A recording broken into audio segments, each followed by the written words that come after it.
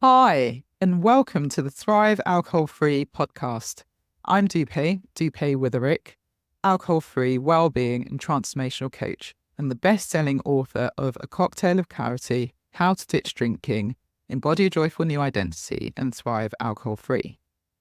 This podcast will show you that being alcohol free is not what the traditional narrative says. And even though alcohol is so ingrained in our society that it is okay to give yourself permission to stop drinking if you want to, and you do not have to wait until you hit rock bottom. It is certainly not boring, and I believe ditching drinking is just the start to living an extraordinary life. By getting rid of this one thing, it allows the doors to open to endless possibilities and opportunities. Each week, we will have guests on who are at various stages of the alcohol-free journey, from those who are curious to those who have been alcohol-free for years. We will also have experts on talking about different topics relating to alcohol and beyond. Through these conversations, you will discover what it means to thrive alcohol-free. Enjoy. Hi, and welcome to the latest episode of the Thrive Alcohol Free podcast. It's Dupe here, your host, and I'm so delighted you are here listening. I hope you've had a good week. I am so enjoying Bali. We have had the most wonderful week, and as I speak, I am looking out to the sea and the beautiful blue sky and a little palm tree in front of me, and it's just been so wonderful to be here. It's such an amazing place. And this week we had an amazing time in nature. And I always talk about spending time in nature. And we managed to see two stunning waterfalls and spend some time there. And I really believe that when you actually spend time in nature, it's so life-giving. It just helps your mood. It helps you to just realize that you're such a tiny part of this world, but you've got a huge influence. But really, the world is so big, and it's just incredible how much we take for granted, really. Just looking at the leaves, looking at the trees, walking through this amazing space, and then seeing something like waterfalls, it just makes you realize there's definitely something bigger than us that's working, and, you know, we can take advantage of that. And I really think that being in nature has to be one of the key things that you have as part of your alcohol-free toolkit. It's absolutely essential if you want to ditch drinking for good and really enjoy it and sustain it and thrive alcohol-free. So I have an alcohol-free toolkit that I recommend to my clients, and these are the go-to tools and resources that you need to help you stop drinking and really stop automatically reaching for that drink. And one of those 8 things is being in nature, and it's one of my favorites. And so I would say, if you have time today, if you stop drinking or you're about to stop drinking, you're ready to stop drinking, then being in nature and walking in nature is just so powerful. It allows you to take in your surroundings and become more aware. It also brings you back to the present, so you're not dwelling on the past or worrying about the future. The power of now is so key to living a life that you love. And if you haven't read Eckhart Tolle's book, then I highly recommend it. The Power of Now. And so if you are looking to create an alcohol-free toolkit, if you've created one already, I'd love to hear from you and hear what's in yours. But I absolutely love it. And I think if you're ready to ditch drinking, then definitely create an alcohol-free toolkit. And if you don't know where to start, or you want to find out what the other 7 things are in my alcohol-free toolkit, then I highly recommend you going and getting A Cocktail of Clarity self-paced online course. You can go and get that today, and you can do it at your own pace, and it takes you on a journey, and it will help you to ditch drinking all in your own time. So why not check out the Cocktail of Clarity online course? We also spent some time making beautiful bracelets. And so if you want to see that, head over to my Instagram page at Thrive Alcohol Free.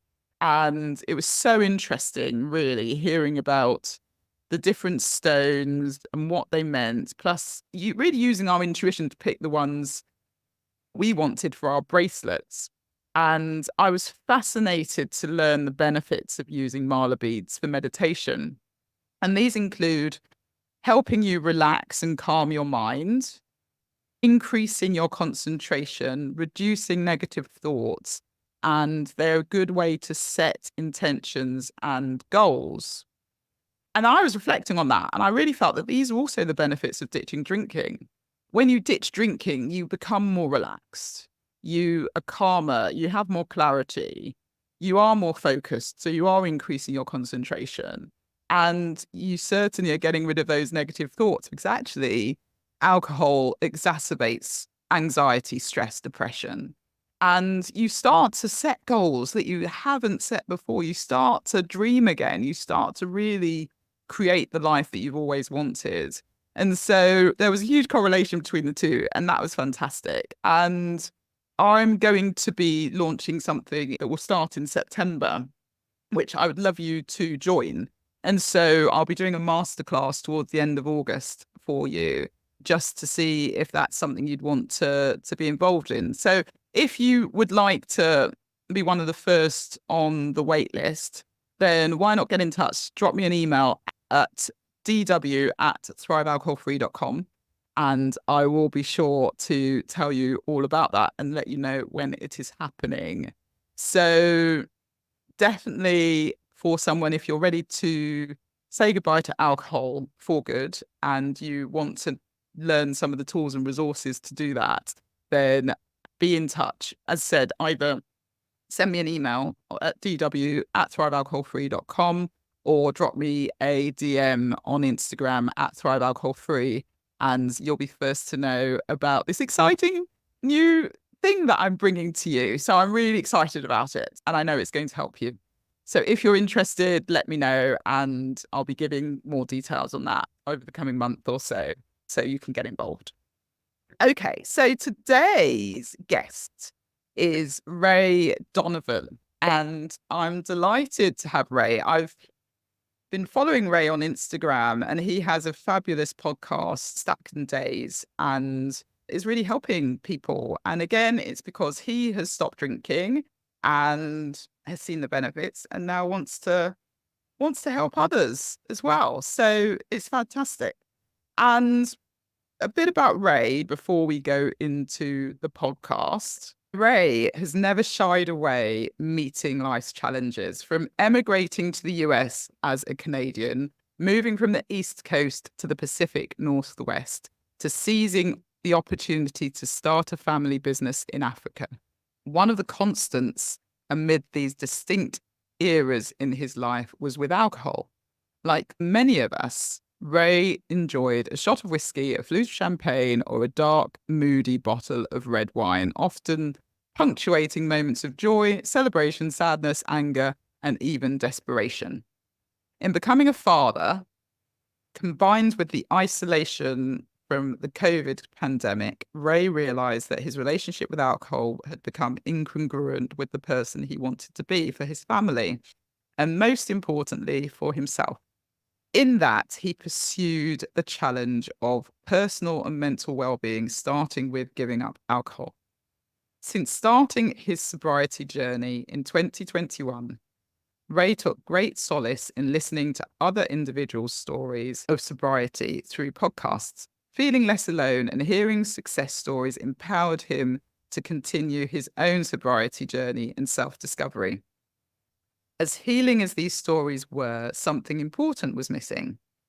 Many podcasts, influencers, and prominent voices in this space are not narratives representing the Black experience or take into account the unique context of what health, wellness, or sobriety means to the Black community and other people of colour. To pay it forward and progress in his own journey, Ray developed the podcast Stack and Days as a way to elevate, explore, and share voices of colour and perspectives in the sobriety and wellness space, and help draw power and community along the way. And I also believe that being alcohol-free is a personal growth and transformation journey. It is so much more than a diet fad or than something that you do for 30 days. It can absolutely transform your life. So I'm delighted that Ray is on here. We have a fab conversation. So without further ado, I hope you enjoy this conversation with Ray. So welcome, Ray. Thank you so much for being on the podcast. How are you? I'm well. Thanks for having me today. Appreciate it. Brilliant. So I have met you over Instagram with all the wonderful stuff you're doing and your Second Days podcast. People that might not know who you are, I'd love you to give a bit of an introduction as to who you are. How comes you're on this podcast?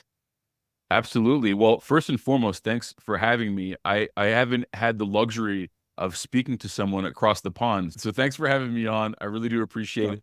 Again, yeah, I'm Ray Donovan, originally from Montreal, Canada, but I live in the US. I'm in Colorado, and I had a long and storied relationship with alcohol that I think is not too dissimilar to a lot of folks. So maybe I'll just kind of walk you through that and bring you up to date on kind of what brought me to where I am today. So I started drinking when I was really young. It started around 13 and 14, but I think that the groundwork that primed me for my relationship with alcohol ultimately started even before my early teen years. I'm a product of divorce. My parents divorced when I was 4 years old. They were extremely young to have children at the time. I feel like maybe not in their day and age, but certainly if they were to have children today, my parents were in their early 20s, so like 22, 23 years old when they had me. And I feel like in a lot of ways, they were unequipped to bring a child into the world. And, you know, in a lot of ways, they were kids themselves trying to figure things out. I think back to my early 20s and think about what would life have been if I had brought a child in at that time. And obviously a ton of stress. And ultimately, they divorced when I was 4 years old. I have a younger sister who's 2 years younger than I am, and it was pretty much just she and I for the most part, and my mother. She was essentially a single mom, even though my father was still a part of my life. He had moved on, you know, to another country and to another city. Like I said, I'm originally from Montreal, Canada. My father ended up moving to New York, so in a lot of ways, it was just the three of us. And for my mother, it was really challenging. We ended up moving in with my grandparents, and for the next several years, it was extremely stable. My grandmother was an elementary school teacher. My grandfather was a simple man, you know, worked in construction. So they were just very like down to earth, very good people. And they're, God bless them, they're in their 90s and still alive and married to this day.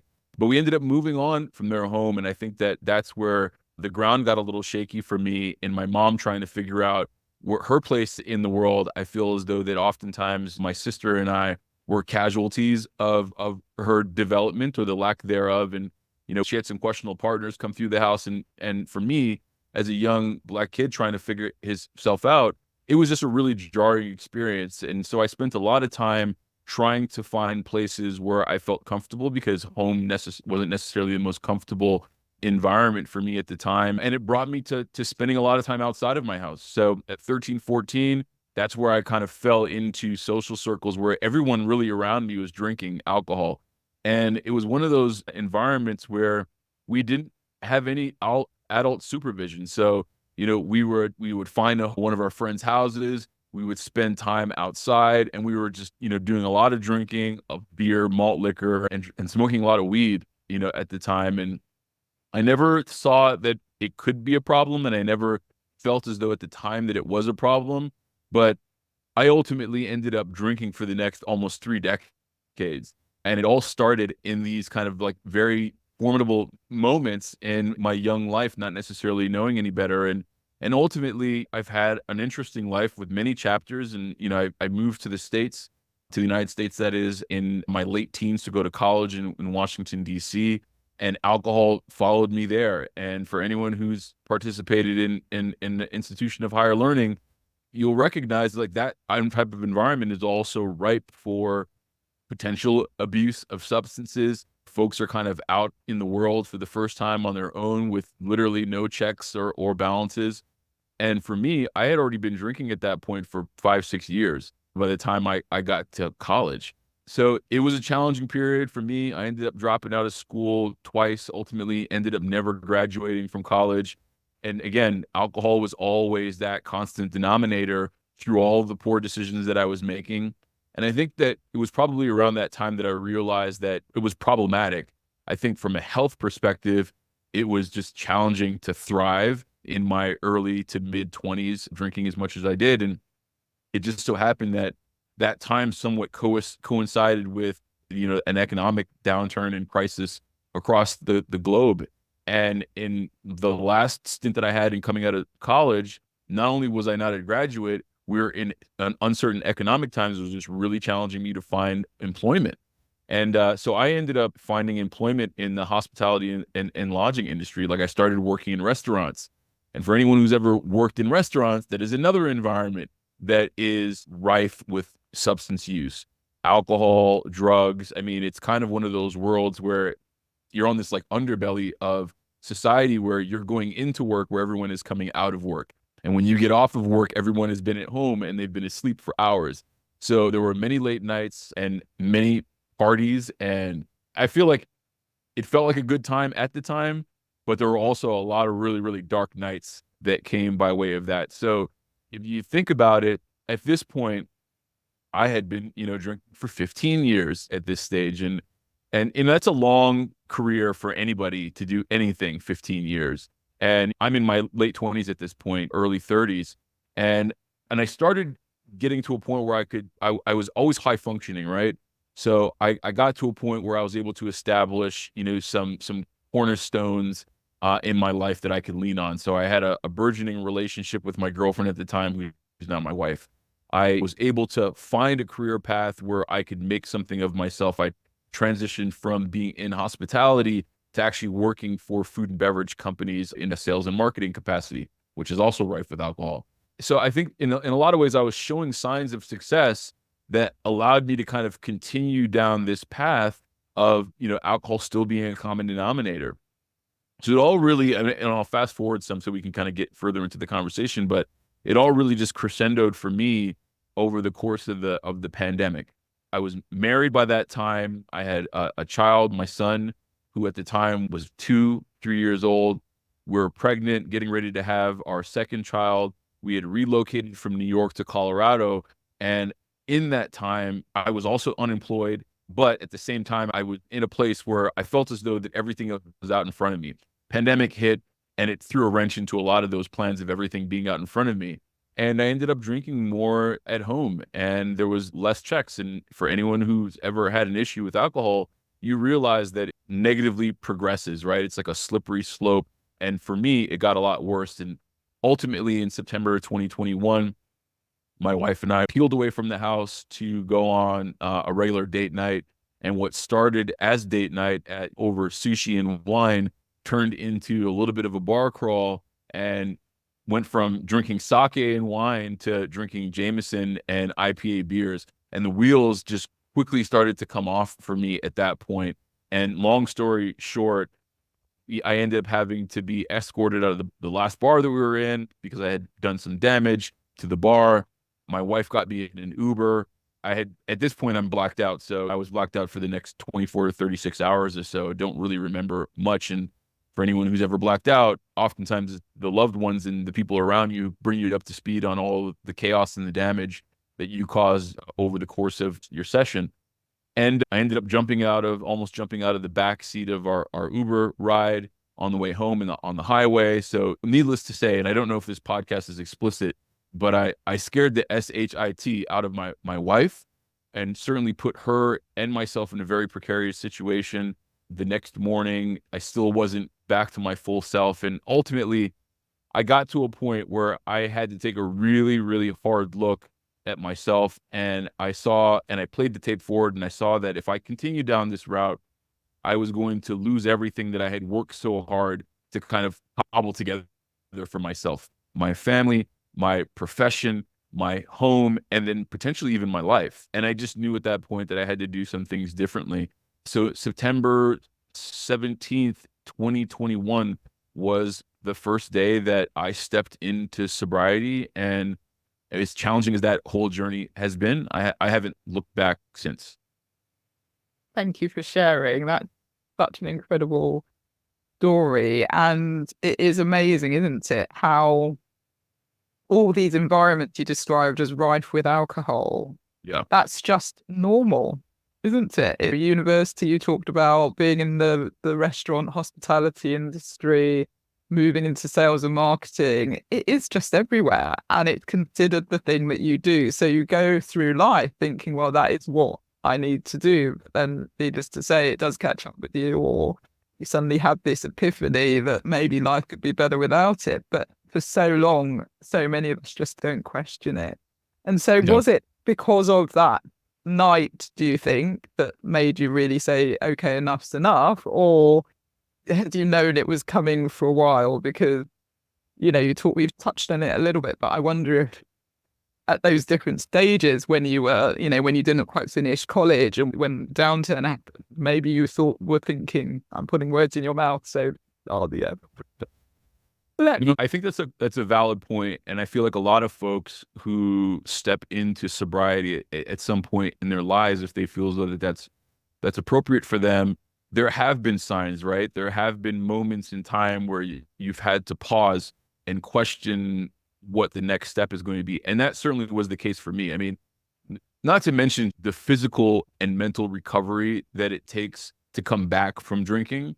But for me, there were a few very, very specific moments where I had to take a hard look at what I was doing. I mean, and one that comes to mind transpired 6 years prior to me even, becoming sober. And it was a regular day, regular evening, something that oftentimes triggered me in the past, triggered me in this moment. And I ended up drinking, I don't know, a fifth of whiskey that just happened to be in my home. And alcohol never really had much of a chance when it was in my home at the time. And so I, plowed through this fifth of whiskey, fell down a flight of stairs, again, scared the hell out of my wife. She's been through a lot in putting up with me. And so I want to give her a shout out for all of the support that she's given me over the years and really has stuck with me. But that was a moment where I woke up the next day and again, I was like, I got to do something different. I got to get a handle on this thing. I'm like, how do I do that? Maybe I should go to an AA meeting, right? I've probably at this point have probably Googled, am I an alcoholic a few times? I've probably had some hard conversations with myself, and every single time I just kind of ended back where I began, which was at the bottle and to cope with whatever it was at the time. And so needless to say, even though I walked into an AA meeting and sat for that entire meeting, I never went back, right? And then it was another 6 years of life, another 6 years of that spiral that went on before I ultimately came back to that juncture in the road and found the pieces that I needed. And maybe I was at a better time in my life also. And also I think that the ultimatum that was in front of me was so dire that I had to do it. Otherwise, I didn't necessarily know if I was going to get many more opportunities. Yeah, and you've mentioned your wife, and thank God for supportive partners, eh? But was she a drinker as well, or did she not drink, or how did it work? I'm not huge when it comes to like labels and categories, but if I'm going to use one that I think folks who are listening could probably understand, she's what you would consider to be like a normie, right? She's a normal drinker. She will drink occasionally, socially. She'll have one, maybe not even, right? She'll have half of one and then won't touch anything again for the rest of the night. So it was never really a problem for her. And then I think also she and I met, we've been together now for 16 years. We've been married for 8. And yeah, thank you. And so she's known me and my problems for a long time. And I think that because I exhibited and because I certainly struggled with alcohol, and because we spent so much time together, she only leaned into alcohol so much because she felt as though that she needed to protect the space. She needed to protect me. She needed to protect us for when inevitably I would get into moments where I like to call, I would start werewolfing, right? And like turning into this, there was almost like this Jekyll and Hyde that would happen for me. And because of that, I think that she had to censor her relationship with alcohol quite a bit, but it never really was a problem for her otherwise. So it didn't help that we would drink together in our earlier years, but clearly I had a different relationship with the substance than she did. Hmm. I don't know what it would have looked like if both of us had an issue with alcohol, honestly. Mm, mm. We Yeah, probably it's wouldn't really eat that. cool. It's an interesting thought, isn't it? Because I think with partners, you do tend to end up morphing a little bit into each other, don't you? And the things that you enjoy and the things you both enjoy, and you end Yeah. up potentially one of you might drink more or less, depending on who you're with. And yeah, it's an interesting thought to whether or not if she was more of a drinker, what could have happened.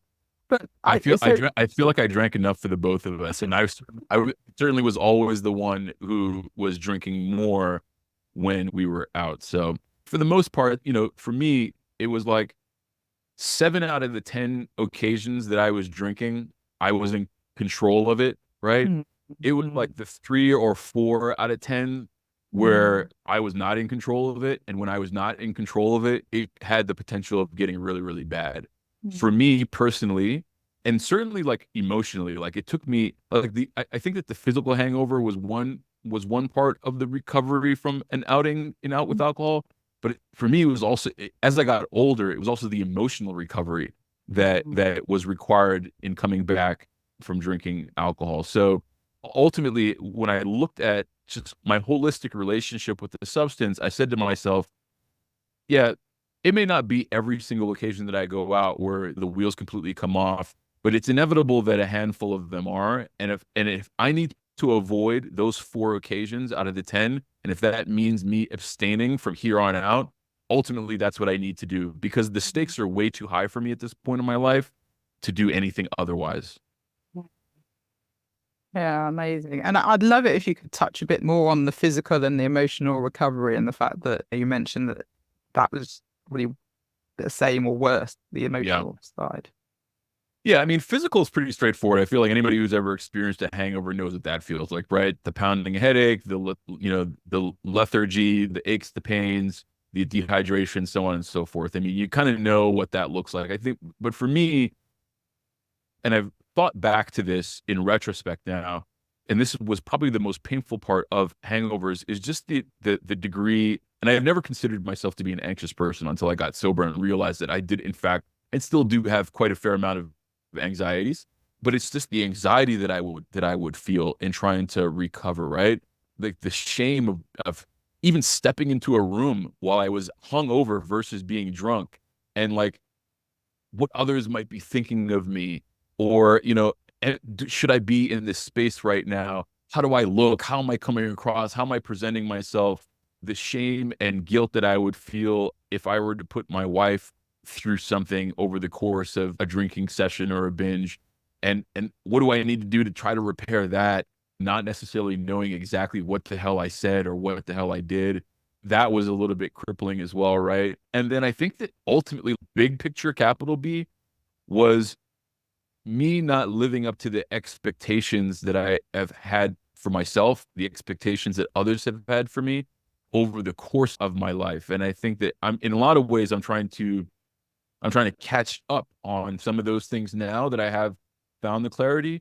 But those were the emotional pieces that were like emotional quicksand for me in trying to recover. That's what hangovers really were for me, is how do I get out of this spiral, this like shame, guilt spiral, anxiety spiral that ultimately the alcohol is just feeding, right? And so I would come out and go back in and come out and go back in, and then it's almost like compounded interest, where at a certain point in time, it's just such a huge undertaking to kind of peel back, which I think is a lot of what times what prevents people from being able to step into their struggle and step into their addiction and step into their substance abuse, because it is such a heavy boulder to remove from one's shoulder.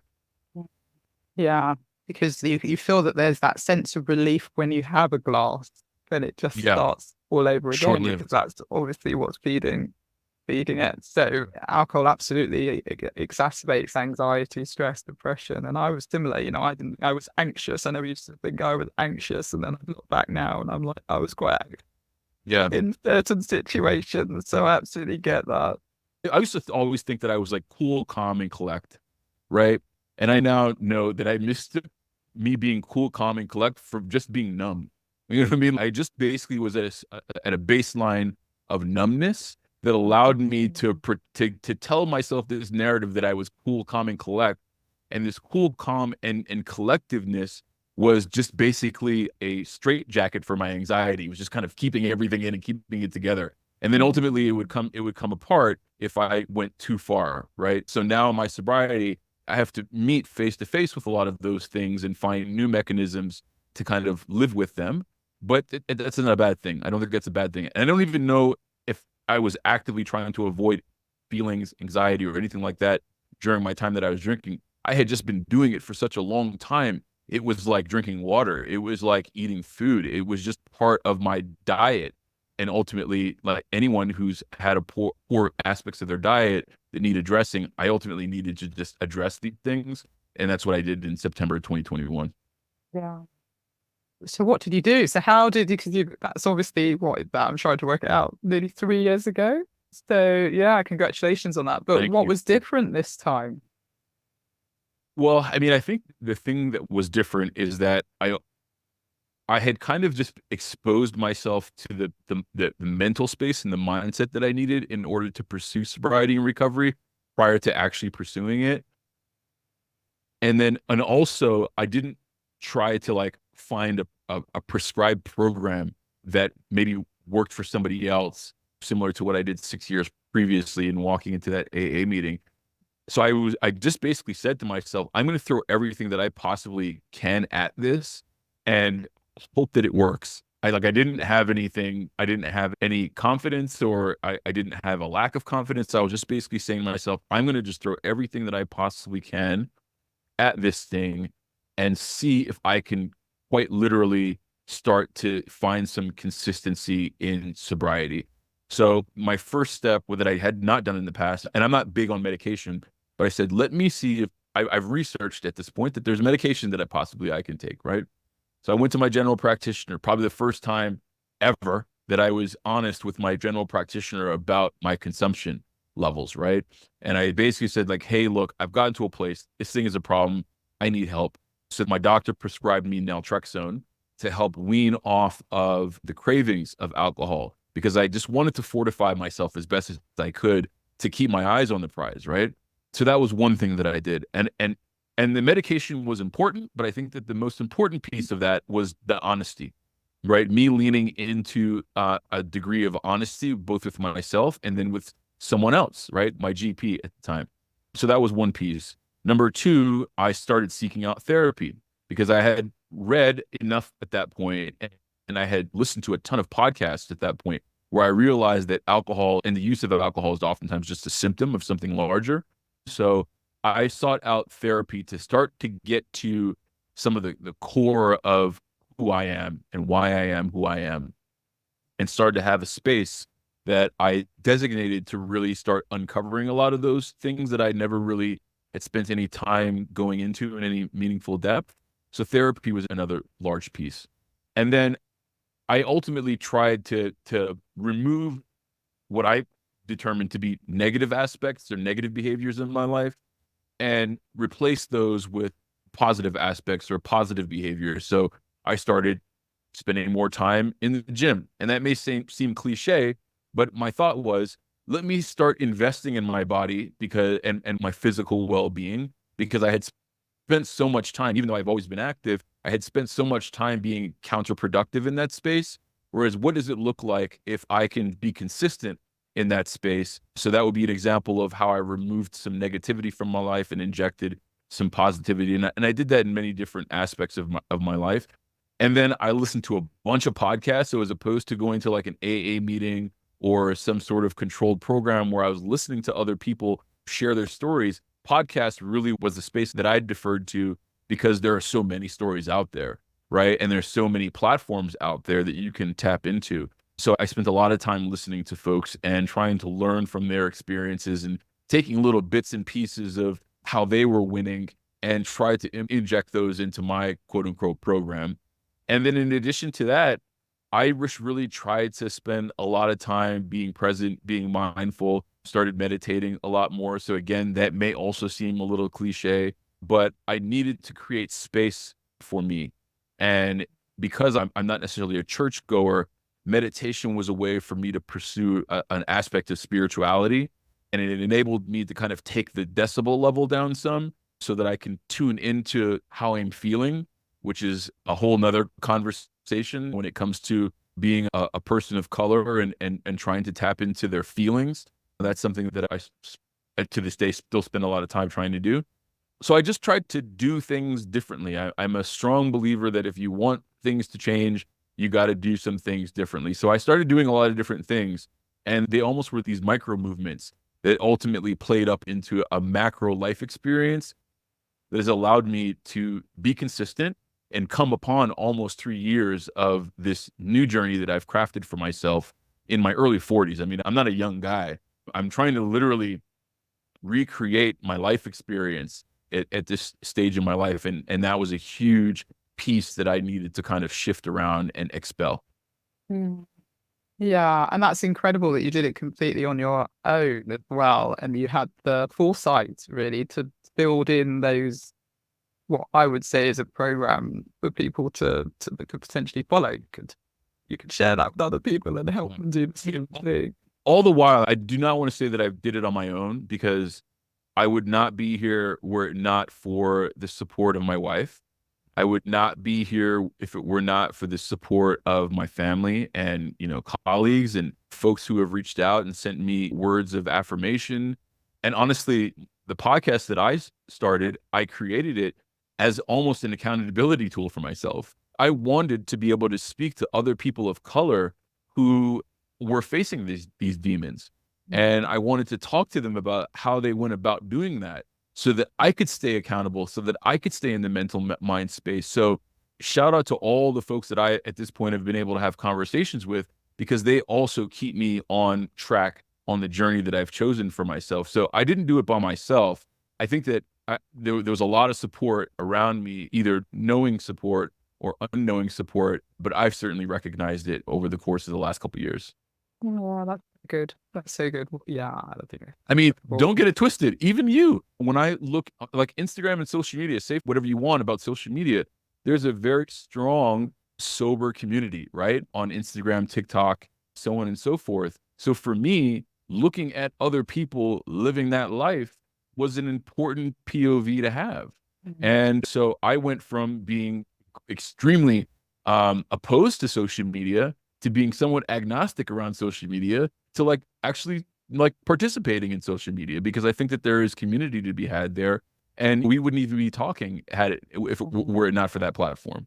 Exactly. Yeah, I bet people do talk really negatively about social media, but it really is what you choose to watch and listen to and take in. There is a lot of good out there and a lot of good people and making a difference. So, it's reflecting on that. But yeah, I'd absolutely agree with that.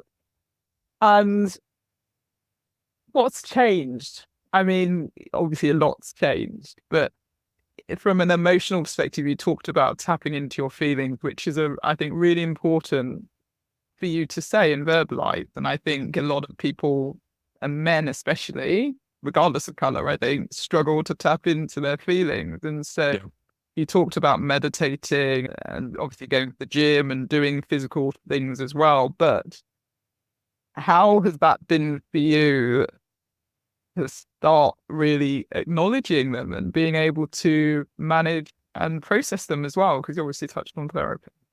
Yeah. I mean, this journey for me, yes, sobriety is a part of it, but I think that more broadly, what this journey has been for me is the pursuit of personal clarity, the pursuit of being open to stepping into vulnerability, which I think is also challenging for men, generally speaking, and really testing the theory on myself that only good things can happen when you do those sorts of things, right? I mean, nothing poor has happened for me over the last 3 years as I've continued to step into being vulnerable, being open, exposing myself. I think that there's a lot of discomfort that comes with the prospect and the reality of exposure, but I haven't found any detriments in that light. And also, it's enabled me to become a more present father. It's enabled me to work on aspects of my relationship with my friend and my partner and my wife that I hadn't really addressed.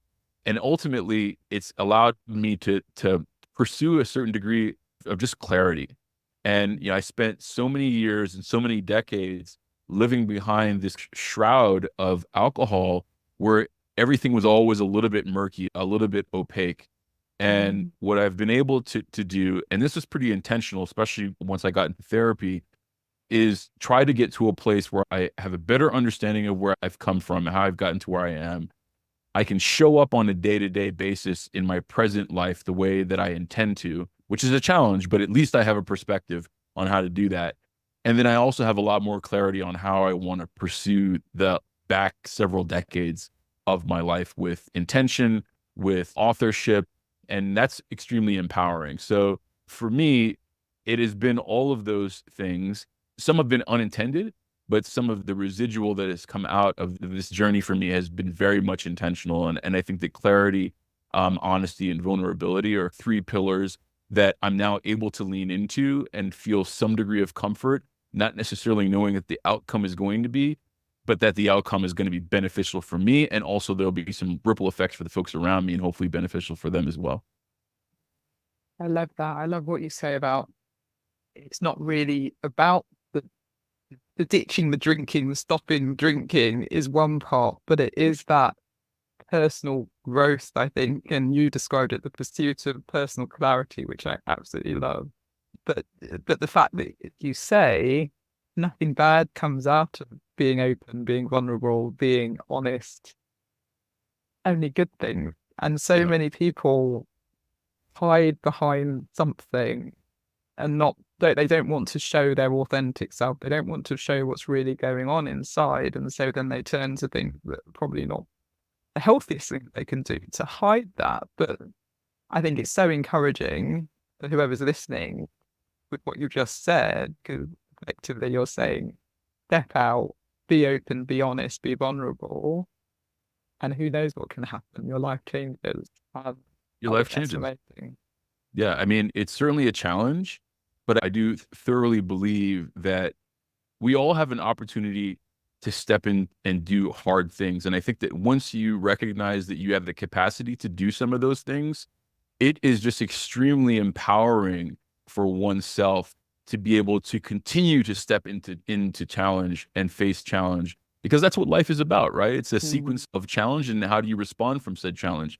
And this experience and this journey for me has really put under a magnifying glass that lesson, right? And I think it's a great lesson. It's been a great lesson for me to learn, especially at this stage of my life. Like, I'm glad that I finally got to a place where I could have that dialogue, that conversation with myself, versus maybe another 20. I mean, hopefully I would have gotten another 20 years, but I see people making this calls for themselves in their 60s and their 70s, and it's never too late to do it.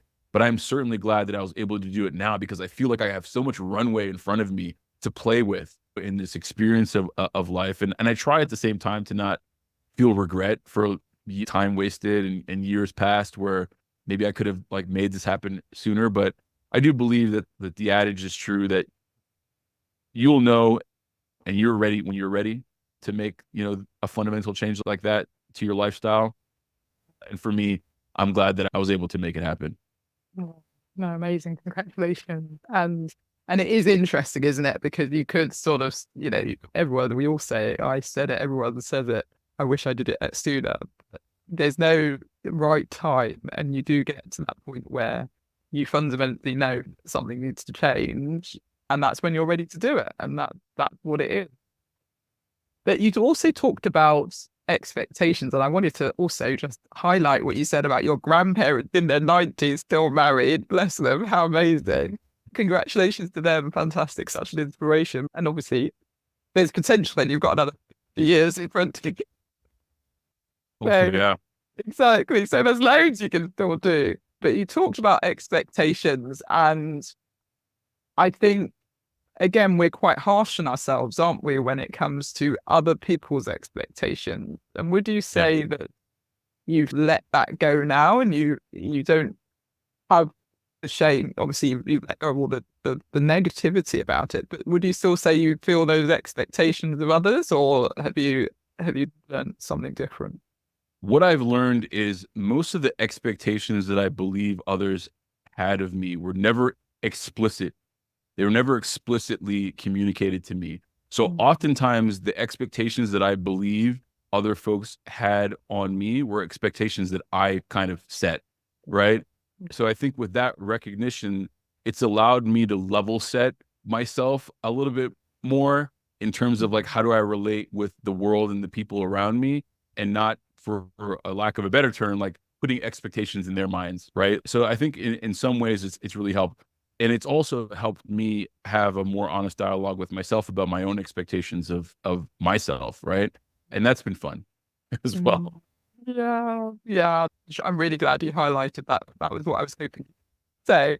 I think we've got expectations, or we think there are all these expectations on us, and we have to go a certain route, or we have to do things in a certain way, or we're disappointing people, or we're doing. Sorry. And one, I think it is the alcohol that's potentially blocking us and giving us slightly different thoughts, but also it's our own expectations on ourselves that we then project on others potentially, and think that's what they want us to do when the reality isn't the case. Yeah. So yeah, and I'm really glad you highlighted that. So then what next? You said you're quite clear in terms of the fact that you can now create the life that you want fundamentally. So what can you see happening next? It's so funny that you asked that question, because I literally was asking myself that question before we got on. There's so many different moving parts in life, right? And I've bucketed mine and categorized them. So you have family, you have profession, you have your spiritual life, your health, your well-being, so on and so forth. And for me, over the last 3 years, I've been on this highway, and I'm trying to like take the right exit off the highway to get closer to my destination. And part of that is somewhat being driven by some of the challenge that I've experienced over my life, but ultimately over the last 3 years, and saying, I'm at a point in my life where I'm willing to step in and do some things that are challenging that maybe I shied away from previously. So on the professional front, I'm looking at becoming much more endeavorous, right? And much more entrepreneurial. I've spent a lot of time in my profession working and quite frankly, making money for others. So what does it look like to focus in and bring some of my own ideas to see the light of day, and potentially commercialize some of those? So very much looking forward to doing some more things creatively as well. I think the podcast has been, just like I said, extremely therapeutic for me, but also, and you've probably seen this in your own work, just a really meaningful platform to have. So I want to be able to do more of that in our community. I'm looking forward to continuing to be a dad. I mean, I got a little guy right now who is about to be 6 years old, and I have a daughter who's 4 years old. So it means a lot to me to play a meaningful role in their lives. And, so I have a reminder on a daily basis to keep me honest about the decisions that I've made. So that certainly is where I want to play. And then separately from that, just I've been together with my girlfriend, wife, friend for 16 years. I feel like we're at a place now where we can almost co-create a new reality for each other and for our relationship that I'm very much focused in on. And all of these things have been extremely challenging, points of recognition to come to. But I've had a bunch of epiphany over the last couple of years. And I think that in large part, that's been driven by the fact that I've removed the murkiness from my mind. So I'm able to have those linear thoughts that were a little more challenging to have at some earlier stages of my life. So that's really what's next, is how do I stay consistent in some of the things that have been working for me? And then how do I just kind of level up so that I can just create an overarching, degree of fulfillment across all of these spaces that I live in and I will continue to live in. So that's really going to be the focus of mine moving forward. I love that. I watch this space. I can't wait to hear how everything goes. So yeah, really, really good. And thank you just so much for being on and sharing your wisdom and your story. So how can people get in touch with you? Yeah, for sure. Well, first and foremost, thanks for having me on. This was a pleasure, and I'm glad that we were finally able to sit down and get a conversation going. I will be sure to hit you up when I make it to the UK. I'm almost positive that will happen at some point. But in terms of where folks can find me, you can always check out the podcast. It's Stacking Days, STACKNDAYS. It's on all platforms, including YouTube, so you can catch the video there. You can reach out to me via email, rdg@stackanddays.com, or you can hit me up on Instagram. It's Stackanddays is the handle, STACKNDAYS, or the website, stackanddays.com. So I'm in a few different places. Feel free to shoot me a note if you want to trade secrets and tools and tricks, or if you want to share your story, or if you want to dive a little bit deeper into some of the things that you might even heard here that worked for me that you've been considering, hit me up, and I'm always happy to have conversation. Thank you so much. I'll leave all of that in the show notes as well. Awesome. So yeah, definitely get in touch with Ray. It's been really lovely having you on.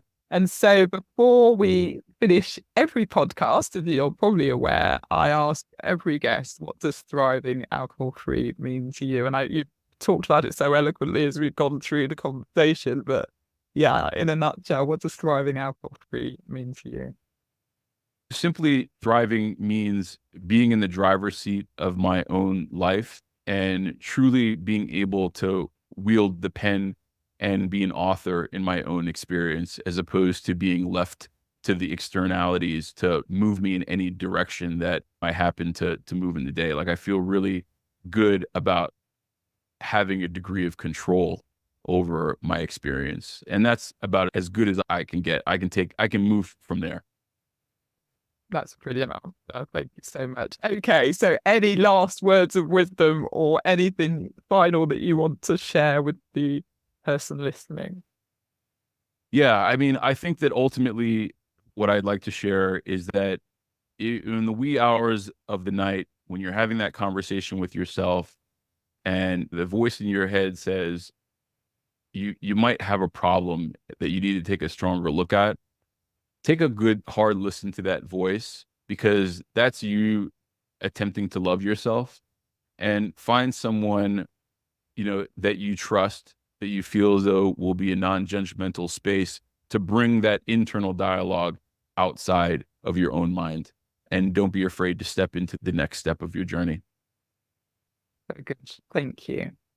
Brilliant. Well, it's been an absolute pleasure having you on, and really appreciate it, and look forward to hopefully meeting you at some point when you come over to the UK, or if I go to the States.